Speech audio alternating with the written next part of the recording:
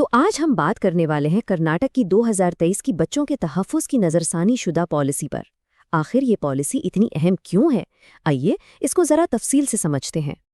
اچھا، تو اس پالیسی کو ٹھیک سے سمجھنے کے لیے ہم اسے 5 حصوں میں دیکھیں گے۔ سب سے پہلے تو یہ دیکھیں گے کہ بھئی اس پالیسی کی ضرورت ہی کیوں پڑی، پھر اس کے ویژن اور بنیادی اصولوں پر بات کریں گے، اس کے بعد ان چیلنجز کو جانیں گے جن کا اسے سامنا ہے، پھر ایکشن پلان کو سمجھیں گے اور آخر میں دیکھیں گے کہ اس میں کمیونٹی کا کیا کردار ہے۔ تو سب سے پہلا اور بنیادی سوال یہی اٹھتا ہے کہ آخر اس پالیسی کی ضرورت کیوں ہے؟ آئیے اس کی وجہ کو سمجھتے ہیں۔ دیکھیں، یہ اپنے آپ میں ایک بہت بڑا سوال ہے، اور کرناٹک حکومت نے 2023 میں جو اپنی پالیسی کو اپڈیٹ کیا ہے وہ اسی سوال کا جواب دینے کی ایک کوشش ہے۔ اس پالیسی کا جو مرکزی خیال ہے نا، وہ بہت سادہ لیکن بہت طاقتور ہے۔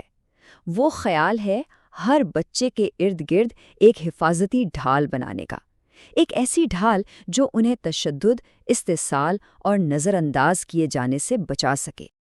اچھا، تو یہ حفاظتی ڈھال بنے گی کیسے؟ کن اصولوں پر؟ اس پالیسی کا ویژن کیا ہے؟ اور وہ کون سے بنیادی اصول ہیں جو اس کی بنیاد بنیں گے؟ چلیے دیکھتے ہیں۔ پالیسی کا ویژن بالکل صاف ہے۔ اس کا مطلب یہ ہے کہ جب بچوں کے حقوق کی حفاظت کی جاتی ہے تو اصل میں ملک کا مستقبل محفوظ ہو رہا ہوتا ہے۔ لیکن یہ ویژن صرف خالی الفاظ نہیں ہے، یہ کچھ بہت ہی ٹھوس اصولوں پر مبنی ہے۔ آپ کہہ سکتے ہیں کہ یہ اصول اس پالیسی کا ڈی این اے ہے۔ تو پہلا اور سب سے اہم اصول یہ ہے کہ کوئی بھی فیصلہ ہو، کوئی بھی قدم اٹھایا جائے، بچے کا بہترین مفاد ہمیشہ سب سے پہلے ہوگا، اس سے بڑھ کر کچھ نہیں۔ دوسرا اصول ہے کسی قسم کا کوئی امتیازی سلوک نہیں، ہر بچہ برابر ہے۔ اس سے کوئی فرق نہیں پڑتا کہ اس کا خاندان، سماجی حیثیت یا جنس کیا ہے۔ پھر آتا ہے تیسرا اصول، زندگی، بقا اور ترقی کا حق۔ اور یہ صرف جسمانی طور پر زندہ رہنے کی بات نہیں ہے، بلکہ اس میں بچے کی ذہنی، جذباتی اور سماجی نشوونما سب کچھ شامل ہے۔ اور چوتھا، جو کہ بہت ہی اہم اصول ہے، وہ ہے بچے کی آواز کو سننے کا حق، یعنی جو فیصلے ان کی زندگی پر اثر انداز ہوتے ہیں ان میں ان کی رائے کو اہمیت دینا لازمی ہے۔ اب دیکھیں، یہ اصول سننے میں تو بہت اچھے لگتے ہیں، لیکن اصل میں ان پر عمل کرنا اتنا آسان نہیں ہے۔ تو آئیے اب ان چیلنجز پر نظر ڈالتے ہیں جن کا سامنا اس پالیسی کو کرنا ہے۔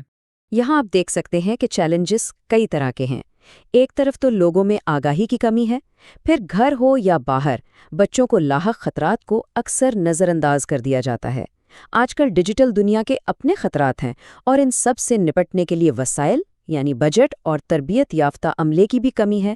تو یہ پالیسی انہی سب مسائل سے نمٹنے کے لیے ایک جامع منصوبہ ہے۔ تو چیلنجز تو ہمارے سامنے ہیں، سوال یہ ہے کہ ان سے نمٹا کیسے جائے گا۔ اس کے لیے پالیسی میں ایک ایکشن پلان بھی دیا گیا ہے، آئیے اس پر ایک نظر ڈالتے ہیں۔ تو یہ ہے 5 نکاتی ایکشن پلان۔ سب سے پہلے تو ایک تفصیلی روڈ میپ بنایا جائے گا، پھر ایک نوڈل آفیسر ہوگا جو ساری کارروائی کی نگرانی کرے گا، پولیس سے لے کر حکام تک سب کی مسلسل ٹریننگ ہوگی، مختلف محکموں میں رابطے کے لیے ایک آن لائن پورٹل بنایا جائے گا، اور سب سے اہم بات، اس کام کے لیے ایک مخصوص بجٹ رکھا جائے گا جو کسی اور کام پر خرچ نہیں ہو سکتا۔ یہ سارے اقدامات مل کر اس بات کو یقینی بنائیں گے کہ یہ پالیسی صرف کاغذوں کی زینت بن کر نہ رہ جائے۔ لیکن ایک بات سمجھنا بہت ضروری ہے، یہ کام صرف حکومت اکیلے نہیں کر سکتی۔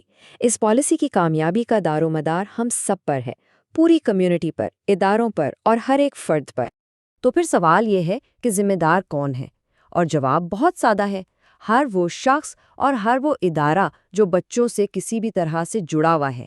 اسی لیے اس پالیسی کا دائرہ کار بہت وسیع رکھا گیا ہے، چاہے وہ سرکاری محکمے ہوں یا این جی اوز ہوں، اسکول ہوں یا ہسپتال ہوں، بچوں کی دیکھ بھال کرنے والے ادارے ہوں یا ان اداروں میں کام کرنے والا کوئی بھی شخص، چاہے وہ مستقل ہو یا کانٹریکٹ پہ۔ مطلب یہ کہ یہ ایک مشترکہ ذمہ داری ہے، اور اس حفاظتی ڈھال کو بنانے میں سب کو اپنا حصہ ڈالنا ہے۔